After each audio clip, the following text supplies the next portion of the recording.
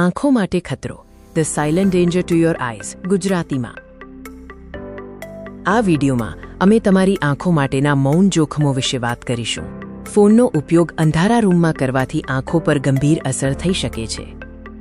આપણે કલાકો સુધી આપણા ફોન પર વિતાવીએ છીએ, પણ તમારી આંખો તેની કિંમત ચૂકવી રહી છે. તમારે શું જાણવું જરૂરી છે?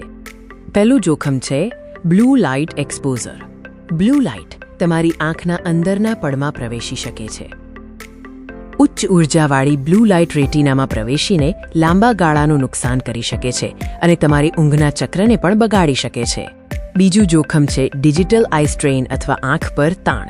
સ્ક્રીન સામે લાંબા સમય સુધી જોવાથી આંખો થાકી જાય છે. જ્યારે આપણે સ્ક્રીન જોઈએ છીએ ત્યારે આપણે 20% ઓછું ઝબકીએ છીએ. આનાથી આંખો સૂકી, ખંજવાળવાળી અને પીડાદાયક માથાનો દુખાવો થઈ શકે છે. ત્રીજું જોખમ છે માયોપિયા રિસ્ક અથવા નજીકની દ્રષ્ટિનો વધારો. ફોનને સતત નજીકથી જોવો એ જોખમી છે. સતત નજીકનું ફોકસિંગ એ ખાસ કરીને યુવાન યુઝર્સમાં નજીકની દ્રષ્ટિના વૈશ્વિક વધારાનું મુખ્ય પરિબળ છે. આ જોખમોથી બચવા માટે અહીં એક સરળ ઉકેલ છે: ને નિયમ. આ નિયમ તમારી આંખોને આરામ આપવા માટે મહત્વપૂર્ણ છે.